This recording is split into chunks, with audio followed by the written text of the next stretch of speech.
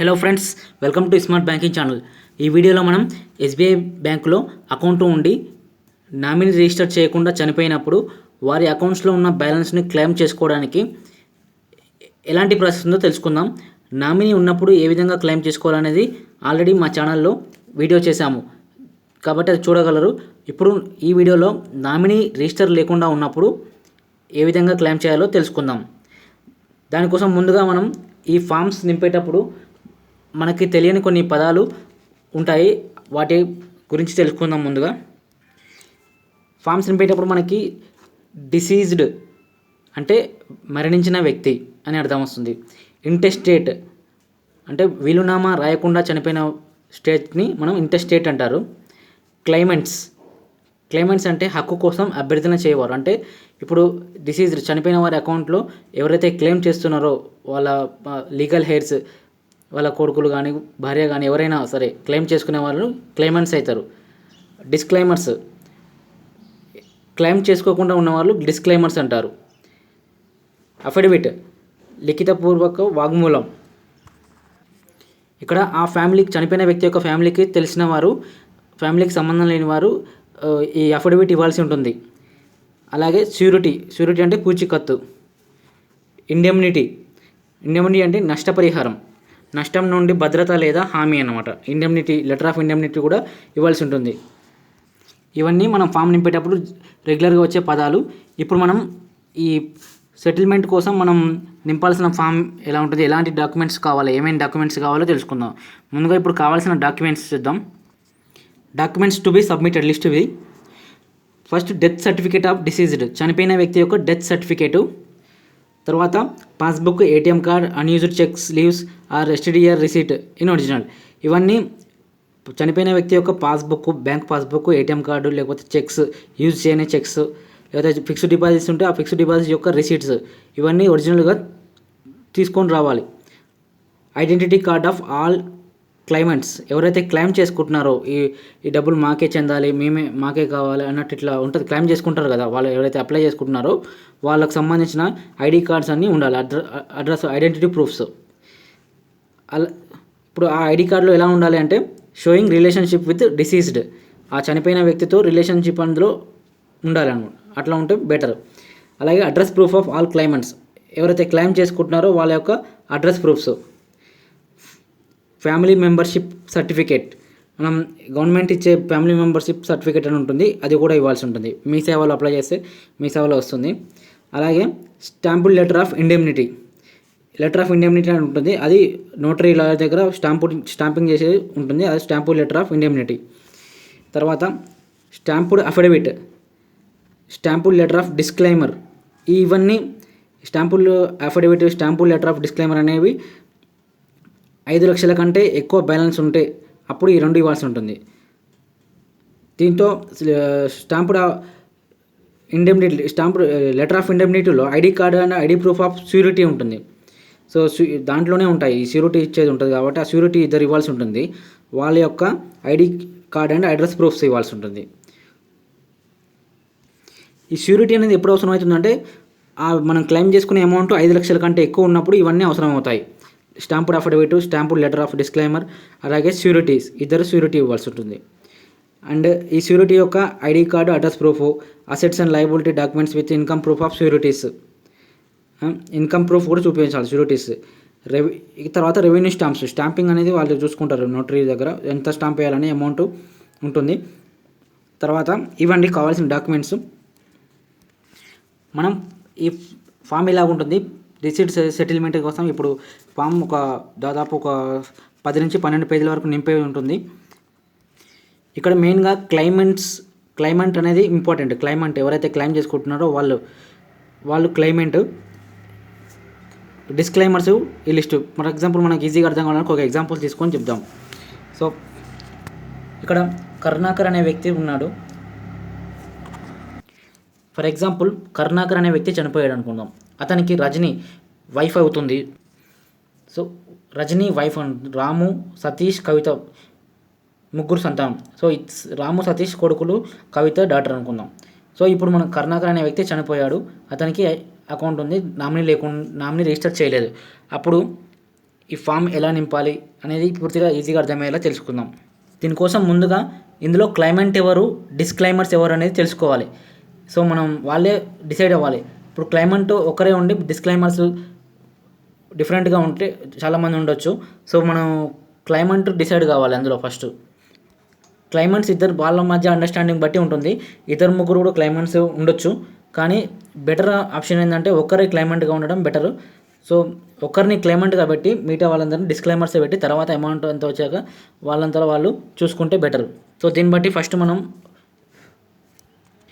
ఇక్కడ వైఫ్ రజనీని క్లైమెంట్గా చేసాం, మిగతా ముగ్గురు వాళ్ళు డిస్క్లైమర్స్ అవుతారు అన్నమాట. ఇప్పుడు వీళ్ళు క్లైమ్ చేసుకోకుండా ఈ యొక్క రజనీని క్లైమెంట్గా పెట్టారు, డిస్క్లైమర్స్ వీళ్ళు ముగ్గురు అవుతారు. మనం ఫామ్ నింపడం స్టార్ట్ చేద్దాం. First settlement of deceased assets without legal representation or nominee, details of claimants or documents submitted. First మనం ఇక్కడ నేమ్ ఆఫ్ డిసీజ్డ్ అని ఉంటుంది. సో డిసీజ్డ్ అంటే చనిపోయిన వ్యక్తి యొక్క details. So name of deceased Karunakar Manda. Date and place of death, ఇక్కడ చనిపోయిన తేదీ, అలాగే ఎక్కడ ఏ ప్లేస్లో చనిపోయాడు అక్కడ. అకౌంట్ నెంబర్స్, ఆ వ్యక్తి కరుణాకర్ యొక్క చనిపోయిన వ్యక్తి యొక్క అకౌంట్ నెంబర్స్, ఏమైతే అకౌంట్ సేవింగ్ అకౌంట్ ఉంటే సేవింగ్ అకౌంట్స్, అలాగే ఫిక్స్డ్ డిపాజిట్స్ ఉంటే ఫిక్స్డ్ డిపాజిట్స్, ఇవన్నీ డీటెయిల్స్ ఇక్కడ అకౌంట్ నెంబర్స్ ఫిల్ చేయాల్సి ఉంటుంది. తర్వాత నేమ్ ఆఫ్ క్లైమెంట్స్, ఎవరైతే క్లెయిమ్ చేస్తున్నారో వాళ్ళ అడ్రస్, ఫోన్ నెంబర్, అక్కడ ఫోటోగ్రాఫు, సైన్, క్లెయిమ్ చేసుకునే వాళ్ళ యొక్క సైన్. సో ఇక్కడ మనం క్లైమెంట్ రజనీ అనుకున్నాం కాబట్టి క్లైమెంట్ డీటెయిల్స్ దగ్గర రజనీ డీటెయిల్స్ అని నింపాలి. Name of claimant, address with phone number, signature of claimants. So ఇక్కడ క్లైమెంట్స్ ఇద్దరు కూడా డిసైడ్ చేసుకోవచ్చు. అది ఎవరైతే ఫ్యామిలీ ఉన్నారో వాళ్ళు ఇష్టం మీద ఉంటుంది అది. సో ఎవరైతే లీగల్ హెయిర్స్ ఉన్నారో వాళ్ళ మధ్య డిసిషన్ అది. సో ముగ్గురు ఉంటే ముగ్గురు క్లైమెంట్స్ ఉండొచ్చు. సో ఇక్కడ ఈ నలుగురు కూడా క్లైమెంట్స్ ఉందనుకుంటే నలుగురికి సమానంగా డివైడ్ చేస్తారు అమౌంట్ అనేది, అది ఎలా అయినా ఉంటుంది. సో నలుగురు డిసైడ్ అయితే నలుగురు డీటెయిల్స్ ఇక్కడ రాయాల్సి ఉంటుంది. బట్ బెటర్ ఆప్షన్ ఏంటంటే సింగిల్ క్లైమెంట్ని ఉంచి తర్వాత అమౌంట్ షేర్ చేసుకోవడం బెటర్. సో ఇక్కడ క్లెయిమ్ చేసుకున్న వాళ్ళ ఫోటోగ్రాఫ్ అతికించాల్సి ఉంటుంది. దాని తర్వాత డాక్యుమెంట్స్ టు బి సబ్మిటెడ్ ఉంటుంది. ఇవన్నీ చూసుకొని నెక్స్ట్ ఫామ్ నింపాలి. ఇప్పుడు మనం అక్కడ ఉన్న ఏ బ్రాంచ్లో అయితే అకౌంట్లు ఉన్నాయో ఆ బ్రాంచ్ యొక్క మేనేజర్కి మనం ఇది అప్లై చేస్తున్నాం కాబట్టి అక్కడ to chief or branch manager, State Bank of India, branch పేరు, అడ్రస్ రాయాలి. తర్వాత అడ్రస్ ఫర్ కరస్పాండెన్స్, ఎవరైతే క్లెయిమ్ చేస్తున్నారో వాళ్ళ అడ్రస్ ఇక్కడ రాయాల్సి ఉంటుంది. సో అడ్రస్ ఫర్ కరస్పాండెన్స్, ఇక్కడ క్లైమెంట్ యొక్క అడ్రస్, మొబైల్ నెంబర్, డేట్, ఏదైతే డేట్ మనం అప్లై చేస్తున్నాం ఆ డేట్ ఇక్కడ రాసేసి తర్వాత ఇక్కడ dear sir or madam, claim for payment of balances in accounts of late Shrimati or Kumari expired on, మన ఈ చనిపోయిన వ్యక్తి యొక్క బ్యాలెన్స్లో అకౌంట్స్లో బ్యాలెన్స్ క్లెయిమ్ చేస్తున్నామని. సో ఇక్కడ చనిపోయిన వ్యక్తి యొక్క పేరు రాయాలి. లేట్ శ్రీ, ఎవరైతే చనిపోయారో వాళ్ళ పేరు, అక్కడ చనిపోయిన తేదీ. లేట్ శ్రీమతి ఆర్ కుమారి అని ఉన్న తర్వాత ఖాళీ ఉన్నప్పుడు చనిపోయిన వారి వ్యక్తి యొక్క పేరు, ఎక్స్పైర్డ్ అండ్ డేట్ ఫిల్ చేసి we advise that Shri or Shrimati Kumari or M Karnakar expired on 18 February 2020 is not traceable since. ఒకవేళ చనిపోకపోతే మిస్ అయినా చాలా ఏళ్ళుగా మిస్ అయినా కానీ ఈ ఫార్మాట్. సో ఇది మ్యాక్సిమం కాదు, ఓన్లీ ఎక్స్పైర్డ్ ఆన్ వరకు రాయాలి. తర్వాత లేట్ శ్రీమతి అని ఉన్నప్పుడు, లేట్ అని ఉన్నప్పుడు చనిపోయిన వ్యక్తి యొక్క పేరు రాయాలి ఖాళీగా. Was maintaining bank account or fixed deposits in your account as follows. ఇక్కడ చనిపోయిన వ్యక్తి యొక్క ఏదైతే అకౌంట్స్ మెయింటైన్ చేస్తున్నాడో ఆ అకౌంట్ డీటెయిల్స్ రాయాల్సి ఉంటుంది. ఇక్కడ ఈ ఫామ్లో మనం ఇక్కడ ఎన్ని అకౌంట్స్ ఉంటే అన్ని రాయాలి. సేవింగ్ అకౌంట్, ఫిక్స్డ్ డిపాజిట్స్ ఏ ఉన్నా సరే అవన్నీ రాయాలి. ఇక్కడ అకౌంట్ నెంబర్, అమౌంట్, ఒకవేళ ఫిక్స్డ్ డిపాజిట్ అయితే మెచ్యూరిటీ ఎప్పుడవుతుంది, సో అమౌంట్ ఎంత, టోటల్ అమౌంట్ ఎంత అవుతుంది ఇంట్రెస్ట్తో కలిపి, సో అవన్నీ. సో ఇలా ఇక్కడ సేవింగ్ అకౌంట్ అయితే saving account, nature of deposit అన్న అక్కడ saving account, saving bank account, ఆ అకౌంట్ యొక్క అకౌంట్ నెంబరు, తర్వాత అందులో ఉన్న బ్యాలెన్స్, ఎంత బ్యాలెన్స్ అయితే అంత అమౌంట్. తర్వాత ఫిక్స్డ్ డిపాజిట్ అనుకోండి, టర్మ్ డిపాజిట్ ఆ నెంబర్ ఇక్కడ అందులో ఉన్న ఇంట్రెస్ట్ సహా ఉన్న అమౌంట్, అది టోటల్ బ్యాంక్ లయబిలిటీ, మొత్తం బ్యాంక్ పే చేయాల్సిన అమౌంట్ ఇక్కడ వచ్చేస్తుంది. సో సో ఈ amount maximum only account numbers రాస్తే సరిపోతుంది, మిగతా అన్ని బ్యాంక్ వాళ్ళు చెక్ చేసి రాస్తారు మ్యాక్సిమం. సో టోటల్ అమౌంట్ ఇక్కడ వస్తుంది. ఇక్కడ ఏంటంటే టోటల్ డిపాజిట్ ఇప్పుడు ఎంత డిపాజిట్ 2 lakhs, ఇప్పుడు ఫిక్స్డ్ డిపాజిట్ ఉంది 2 lakhs ఇక్కడ డిపాజిట్ చేసిండు, డిపాజిట్ చేసిన అమౌంట్ వస్తుంది. ఇక్కడ ఏంటంటే టోటల్ ఇంట్రెస్ట్తో కలుపుకొని ఇక్కడ total amount total bank liability అనేది వస్తుంది. ఇక్కడ ఇంట్రెస్ట్తో కలిపి ఇవ్వాలి కాబట్టి ఇక్కడ టోటల్ ఇది మెయిన్గా మనకి వచ్చేది, ఎవరికైతే క్లెయిమ్ చేస్తున్నారో వాళ్ళకి వచ్చే అమౌంట్ ఇక్కడ వస్తుంది. నెక్స్ట్ థర్డ్ పాయింట్లో we lodge our claim for the above balances which accrued interest of the above named deceased in terms of మేము పైన ఉన్న బ్యాలెన్స్లో మేము క్లెయిమ్ చేసుకోవడానికి అప్లై చేస్తున్నాము. అయితే కింద రీజన్ సెలెక్ట్ చేసుకోవాలి, కింద రీజన్స్ ఉన్నాయన్నమాట. సో మనం అక్కడ పర్టికులర్ ఆప్షన్ సెలెక్ట్ చేసుకోవాలి. ఇవన్నీ ఫస్ట్ ఆప్షన్ ఏంటంటే ఆల్రెడీ మనం వీలునామా రాసుకొని ఉంటే ఆ వీలునామా ప్రకారం అప్లై చేస్తున్నామంటే ఇది టిక్ చేయాల్సి ఉంటుంది. విల్ ఆఫ్ లేట్ శ్రీమతి అది ఇదేమో సక్సెషన్ సర్టిఫికేట్ ఉంటుంది. ఒకవేళ సక్సెషన్ సర్టిఫికేట్ ఉంటే ఈ ఆప్షన్ వస్తుంది. లెటర్ ఆఫ్ అడ్మినిస్ట్రేషన్ ఉంటే ఇవి ఆప్షన్ సెలెక్ట్ చేయాలి. సో ఈ సక్సెషన్ సర్టిఫికేట్ ఇవన్నీ ఏమీ లేవు, ఓన్లీ మన లీగల్ హెడ్స్ నామినీ లేకుండానే పోతున్నాం కాబట్టి ద డిసీజ్డ్ డైడ్ ఇంటెస్టేట్ అంటే ఎలాంటి వీలునామా కానీ ఎట్లాంటి సక్సెషన్ సర్టిఫికేట్ ఇలాంటివి ఏం లేకుండా చనిపోతే అప్పుడు ఈ ప్రాసెస్ ఉంటుంది. సో మనం ఇది టిక్ చేసుకోవాలి. The deceased died intestate we large my or our claim without a legal representation payment as per the bank's rules and description. So ఎలాంటి వీలునామా లేకుండా చనిపోయారు. సో మేము ఎలాంటి లీగల్ రిప్రజెంటేషన్ లేకుండా ఈ పేమెంట్స్ మేము క్లెయిమ్ చేసుకుంటున్నామని స్ట్రైక్ చేసి, ఇప్పుడు ఇక్కడ ఏమో strike out if not applicable, strike out అంటే కొట్టేయాలి, అప్లికేబుల్ కానీ కొట్టేయాలి అంటుంది, కానీ మనం ఏదైతే అదే టిక్ చేస్తే సరిపోతుంది. So we furnish below the required information about the diseased and legal hairs in this regard. ఇందుకోసం మేము చనిపోయిన వ్యక్తి యొక్క డీటెయిల్స్, అలాగే ఎవరైతే లీగల్ హెయిర్స్ ఉన్నామో అలాగే చట్టపరమైన వారసుల డీటెయిల్స్ అన్నీ మేము పొందుపరుస్తున్నామని చెప్పేసి అన్నీ ఫిల్ చేయాల్సి ఉంటుంది. సో ఫస్ట్ ఇక్కడ చనిపోయిన వ్యక్తి యొక్క details, date and place of death, అలాగే డీటెయిల్స్ ఆఫ్ డెత్ సర్టిఫికేట్ మనం గవర్నమెంట్ తీసుకుంటాం కదా, ఆ సర్టిఫికేట్ డీటెయిల్స్ అన్నీ ఫిల్ చేయాలి. Permanent address of the deceased, ఎవరైతే చనిపోయారో ఆ చనిపోయిన వ్యక్తి యొక్క పూర్తి అడ్రస్, రిలీజియన్ మతం, హిందూ, ముస్లిం, సిక్ ఆర్ క్రిస్టియన్ ఇవన్నీ ఫిల్ చేయాలి. Which law succession is applicable, so Hindu, Muslim. So date and place of death, date రాయాలి, అలాగే ప్లేస్ ఆఫ్ డెత్ ఏ ప్లేస్లో చనిపోయారో ఆ ప్లేస్ రాయాలి. Details of death certificate number, ఆ డేట్ దాని మీద ఉన్న date.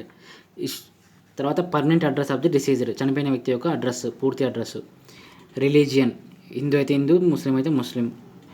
Names in full of the parents of deceased, చనిపోయిన వ్యక్తి యొక్క తల్లిదండ్రుల పేర్లు, డిసీజ్డ్ చనిపోయిన వ్యక్తి యొక్క parents, father name, mother name రాయాలి. If parents are living their ages, ఒకవేళ వాళ్ళు బతికి ఉండుంటే చనిపోయిన వ్యక్తి యొక్క తల్లిదండ్రులు ఉండుంటే వాళ్ళ యొక్క ఏజ్ రాయాలి, ఫాదర్, మదర్.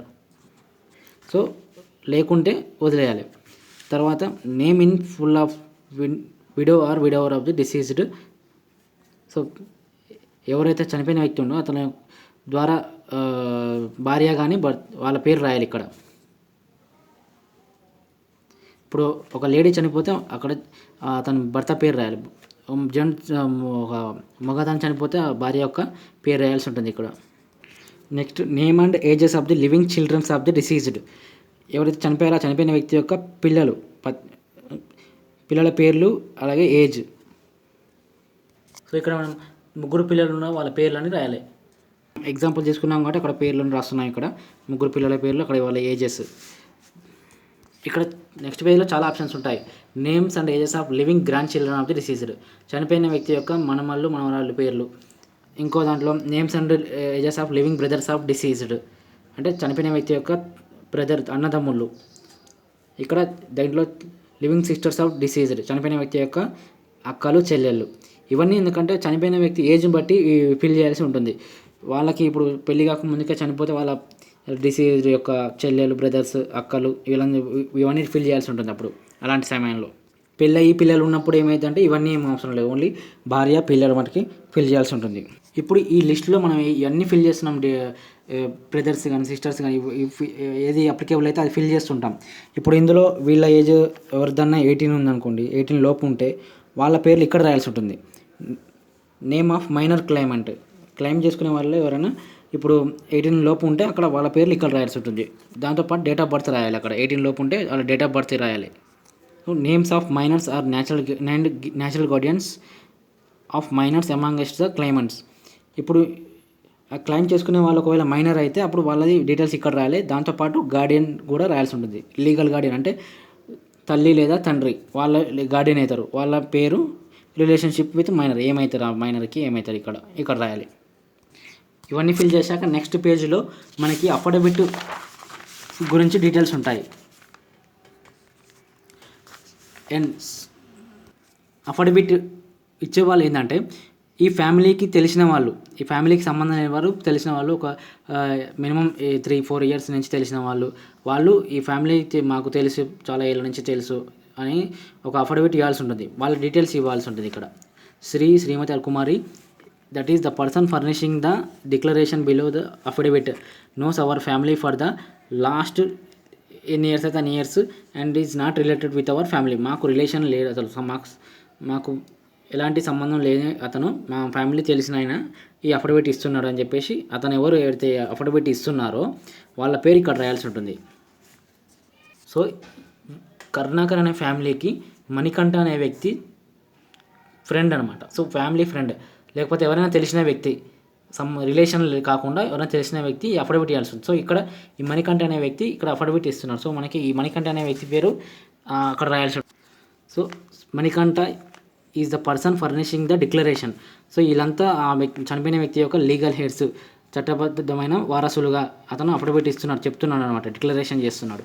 సో వాళ్ళ పేర్లన్నీ ఇక్కడ రాయాలి. ఎవరైతే లీగల్ హెయిర్స్ ఉన్నారో వాళ్ళ పేర్లన్నీ రాసి ఆ లీగల్ హెయిర్స్ అందరి పేర్లు రాసేసి ఇక్కడ ఎవరైతే మన డిక్లరేషన్ ఇస్తున్న మణికంఠ అనే వ్యక్తి అతను ఇక్కడ సైన్ చేయాల్సి ఉంటుంది. నేమ్ అండ్ ఫుల్ అడ్రస్ రాసి ఇక్కడ సైన్ చేయాలి మణికంఠ అనే వ్యక్తి.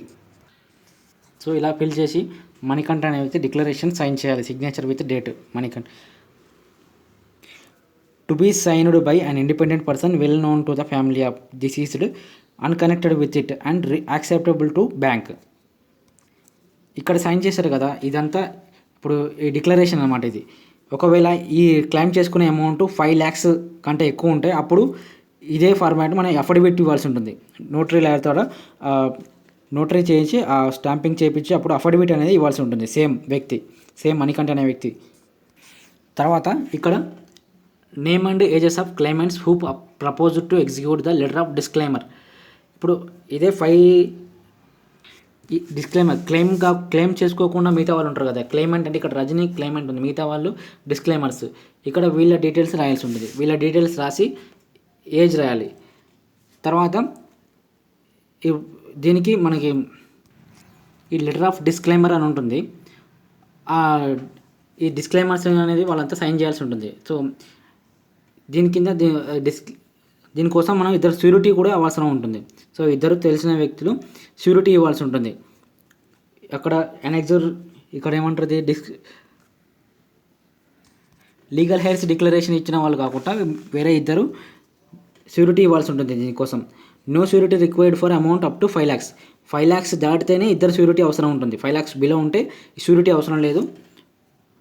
ఒకవేళ ష్యూరిటీస్ ఇంకా అవసరం అయితే 5 lakhs కంటే ఎక్కువ ఉన్నప్పుడు ష్యూరిటీస్ కోసం సపరేట్ ఫామ్ ఉంటుంది, ష్యూరిటీస్ డీటెయిల్స్ అది కూడా ఫిల్ చేయాల్సి ఉంటుంది. తర్వాత అన్ని ఫిల్ చేశాక క్లెయిమ్ చేసుకునే వాళ్ళు I declare that the facts stated above are true and correct to the best of my knowledge. The amount of claim settled including up to date applicable interest may kindly be credited to my account standing in the name of. అంటే ఇప్పుడు ఇప్పటిదాకా ఇచ్చిన details అన్నీ నిజమే, ఇప్పుడు claim చేసుకునే amount నా అకౌంట్లో జమ చేయవచ్చు అని ఆ బ్యాంక్ డీటెయిల్స్, పేరు అవన్నీ రాయాలి. సో పేరు ఏ బ్యాంక్లో అయితే అకౌంట్ ఉందో అలాగే ఏ బ్రాంచ్ అనేది ఫుల్గా రాయాలి. ఇది రాసిన తర్వాత నెక్స్ట్ పేజ్లో క్లెయిమ్ చేసుకునే వాళ్ళు ఇక్కడ సైన్ చేయాల్సి ఉంటుంది. Name of claimant signature place date. So claim చేసుకునే వాళ్ళు క్లైమెంట్ ఇక్కడ పేరు రాసి ఒకటి సైన్ చేయాలి, ప్లేస్ డేట్, ఏదైతే అప్లై చేస్తున్నా అప్లై డేట్ రాయాలి. ఫర్ ఆఫీస్ యూజ్ అనేది బ్యాంక్ వాళ్ళే చూసుకుంటారు, అది మనకు అవసరం లేదు ఆ ఫామ్. సో ఇదండి పూర్తిగా ఫామ్ ఫిల్ చేయడం.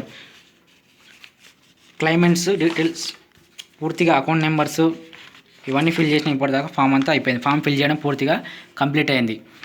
దీంట్లో మనం ముఖ్యంగా అఫిడవిట్ ఇచ్చే వాళ్ళ డీటెయిల్స్, దాంతోపాటు షూరిటీ ఇచ్చే వాళ్ళ 5 lakhs కంటే ఎక్కువ ఉంటే షూరిటీ ఇచ్చే వాళ్ళ డీటెయిల్స్ కూడా కంపల్సరీగా రాయాలి. సో అఫిడవిట్ ఇచ్చే వాళ్ళ ఒకళ్ళు మాత్రం అవసరం కంపల్సరీగా. ఫామ్ అంతా ఫిల్ చేశాక ఫామ్తో పాటు మెయిన్గా letter of disclaimer, affidavit, letter of indemnity అని ఉంటాయి. ఈ లెటర్ ఆఫ్ డిస్క్లైమర్, అఫిడవిట్ అనేవి అబోవ్ 5 lakhs ఉంటే స్టాంపింగ్ కంపల్సరీ నోటరీ చేయించి స్టాంపింగ్ చేయాల్సి ఉంటుంది. లెటర్ ఆఫ్ ఇండెమ్నిటీ అనేది కంపల్సరీ చేయాలి. 5 lakhs అయినా ఎంత అమౌంట్ అయినా లెటర్ ఆఫ్ ఇండెమ్నిటీ అనేది కంపల్సరీగా ఫిల్ చేయాలి, స్టాంపింగ్ చేయాలి. ఈ లెటర్ ఆఫ్ డిస్క్లైమర్ అనేది ఇలా ఉంటుంది. మనం బ్రాంచ్ మేనేజర్కి సో అకౌంట్ నెంబర్, ఎవరైతే చనిపోయిన వాళ్ళో అకౌంట్ నెంబరు, వాళ్ళ పేరు, ఎంత బ్యాలెన్స్, టోటల్ అమౌంట్. సో ఇక్కడ ఫస్ట్ లిస్ట్లో క్లైమెంట్స్ డీటెయిల్స్ రాయాలి. ఇది మనం ఫస్ట్ మిస్టేక్ రాయాలి. సో ఇక్కడ ఎం రజని క్లెయిమ్ చేసుకున్నట్టు ఏమైనా కాబట్టి ఆమె పేరు రాయాలి, ఆమె వైఫ్. ఒకవేళ 2-3 ఉంటే వాళ్ళ డీటెయిల్స్ రాయాలి. తర్వాత ఇక్కడ క్లెయిమ్ చేసుకోకుండా ఉన్న వాళ్ళ డీటెయిల్స్ ఇక్కడ రాయాలి. Names of disclaimers, signature okay. తర్వాత ఇక్కడ నోటరీ తోటి, పబ్లిక్ మెజిస్ట్రేట్ తోటి మనం నోటికి స్టాంపింగ్ చేయాల్సి ఉంటుంది. ఇది ఓన్లీ 5 lakhs కంటే ఎక్కువ ఉన్నప్పుడు లెటర్ ఆఫ్ డిస్క్లైమర్ అవసరం ఉంటుంది. ఈ లెటర్ ఆఫ్ డిస్క్లైమర్ ఎందుకు అంటే, క్లెయిమ్ చేసుకుంటున్న వాళ్ళ ఈ అమౌంట్, రజనీ అమౌంట్కి క్లెయిమ్ చేసుకుంటుంది, మాకు ఎలాంటి ప్రాబ్లం లేదు, ఈ క్లెయిమింగ్ చేసుకునే అమౌంట్తో మాకు ఎలాంటి సంబంధం లేదు, మాకు ఎలాంటి ప్రాబ్లం లేదని లెటర్ ఇస్తున్నట్టు, మనకి కన్ఫర్మ్ చేస్తున్నట్టు. సో అందుకోసం లెటర్ ఆఫ్ డిస్క్లైమర్. అఫిడవిట్ అంటే ఇలా ఉంటుంది. అఫిడవిట్ అనేది ఫ్యామిలీ మెంబర్కి తెలిసిన వ్యక్తి, ఫ్యామిలీతో రిలేషన్ లేకుండా బయట వ్యక్తి, ఈ ఫ్యామిలీ అతను చనిపోయిన వ్యక్తి యొక్క మెంబర్స్, చనిపోయిన వ్యక్తి యొక్క లీగల్ హెయిర్స్, చట్టపరమైన వారసుల డీటెయిల్స్ని కన్ఫర్మ్ చేస్తూ సంతకం ఇస్తాడు అనమాట. డిక్లరేషన్ ఇస్తాడు. ఇది ఓన్లీ 5 lakhs కంటే ఎక్కువ ఉన్నప్పుడు ఈ అఫిడవిట్ అనేది అవసరం ఉంటుంది. దీన్ని కూడా జడ్జి, మెజిస్ట్రేట్తో, నోటరీ, లాయర్తో కానీ స్టాంపింగ్ చేయాల్సి ఉంటుంది. So next letter of indemnity. ఈ ఇండెమ్నిటీ అనేది ఇప్పుడు క్లెయిమ్ చేసుకున్న వాళ్ళు ఇప్పుడు తర్వాత వీళ్ళ వల్ల బ్యాంక్ పే చేస్తారు కదా, తర్వాత ఏమైనా ఈ లీగల్గా ఏమైనా ఖర్చులు వచ్చినా సరే, ఫైనాన్షియల్ ఇబ్బంది అయినా సరే, వీళ్ళ ద్వారా ఏమైనా క్లెయిమ్ చేసుకున్న వాళ్ళ ద్వారా ఏమైనా ప్రాబ్లం వచ్చినా కానీ, దాని ద్వారా ఏదైనా ఫైనాన్షియల్గా లాస్ వచ్చినా కానీ అవన్నీ మేమే భరిస్తామని చెప్పేసి వీళ్ళు బ్యాంకుకి ఇస్తున్న ఒక అండర్టేకింగ్ అన్నమాట. సో ఎలాంటి ప్రాబ్లం వచ్చినా కానీ వీళ్ళే ఆ ఖర్చులన్నీ భరించాలి అన్నట్లు ఇది లెటర్ ఆఫ్ ఇండెమ్నిటీ. ఫ్యూచర్లో ఎవరు వచ్చి లీగల్ హెయిర్స్, ఇంకా మేము కూడా లీగల్ హెయిర్స్, మేము కూడా దీనికి బదులం, ఇట్లాంటివి ఏమైనా వచ్చినప్పుడు వీళ్ళే అన్నీ చూసుకోవాలన్నట్లు ఉంటుంది. సో దీనికి 2 షూరిటీస్ ఇవ్వాల్సి ఉంటుంది. సో ఇక్కడ consideration your paying or agreeing to pay as names of all claimants, claim చేసుకున్న వాళ్ళ పేరు, టోటల్ అమౌంట్, అలాగే షూరిటీస్ వాళ్ళ పేర్లు. ఇక్కడ signed and delivered by above name, ఎవరైతే క్లెయిమ్ చేసుకుంటున్నారో వాళ్ళు. ఇక్కడ షూరిటీస్ వాళ్ళు సైన్ చేయాలి. ఇది కూడా స్టాంపింగ్ చేయాల్సి ఉంటుంది నోటరీ ద్వారా. చివరగా form of receipt to be obtained while disposal of assets or deposits balance of deceased. ఇది అమౌంట్ మేము రిసీవ్ చేసుకున్నామని చెప్పేసి బ్యాంకుకి అక్నాలెడ్జ్మెంట్ ఇవ్వాలి. So received from State Bank of India branch amount, ఇవన్నీ ఇక్కడ ఎవరైతే క్లైమెంట్స్ ఉన్నారో వాళ్ళు పేర్లు, ఏ అకౌంట్లో ఎంత వేశారు ఆ పేర్లు, అకౌంట్ నెంబర్లు, పేర్లు, తర్వాత అందరి పేర్లు, ఎవరైతే క్లెయిమ్ చేసుకున్నా వాళ్ళ పేర్లు, సంతకాలు అన్నీ చేసి బ్యాంకు దగ్గర వాళ్ళకి అక్నాలెడ్జ్మెంట్ ఇస్తున్నట్టు. ఇక్కడ క్లైమెంట్ ఒక్కదే ఉంది కాబట్టి రజనీ పేరు రాసి, ఏ అకౌంట్లో అయితే అమౌంట్ వేసారో ఆ account number, amount, total amount రాసి సైన్ చేస్తే సరిపోతుంది. సో ఇదండి బ్యాంక్ అకౌంట్ ఉన్న వాళ్ళు చనిపోతే, నామినీ లేకుండా చనిపోతే పూర్తి ప్రాసెస్ ఫామ్ ఫిల్ చేయడం. సో ముఖ్యంగా ఫామ్ ఫిల్ చేసేటప్పుడు కావాల్సినవి stamp letter of indemnity, stamped affidavit, stamp letter of disclaimer. So ఈ డిస్క్లైమర్ అఫిడవిట్ డిస్క్లైమర్ అనేది 5 lakhs పైన ఉంటే ఇవ్వాల్సి ఉంటుంది. 5 lakhs లోపు ఉంటే only stamp letter of indemnity ఇవ్వాల్సి ఉంటుంది. Death certificate of deceased, passbook, ATM card, cheque book ఇవన్నీ బ్యాంకుకు ఇవ్వాల్సి ఉంటుంది. సో చనిపోయిన వ్యక్తి యొక్క చట్టబద్ధ వారసులు ఎవరైతే ఉన్నారో వాళ్ళు క్లైమెంట్స్ ఎవరు, డిస్క్లైమర్స్ ఎవరు అనేది సెలెక్ట్ చేసుకొని వాళ్ళే, వీలైతే ఒకరిని సెలెక్ట్ చేసి వాళ్ళే క్లైమెంట్గా పెట్టి అప్లై చేసుకోవడం బెటర్. సో అందరూ క్లెయిమ్ చేసుకున్నా ఓకే, ఏం పర్లేదు. జాగ్రత్తగా చదివి ఎలాంటి తప్పులు లేకుండా, మిస్టేక్స్ లేకుండా ఫామ్ ఫిల్ చేస్తే బెటర్. ఫిల్ చేసే ముందు 1కి 2 సార్లు చదివి అర్థం చేసుకొని ఫిల్ చేయాలి. సో ఇదండి, ఈ వీడియో మీకు నచ్చితే లైక్ చేయండి, షేర్ చేయండి, మా ఛానల్ని సబ్స్క్రైబ్ చేసుకోండి. Thank you for watching.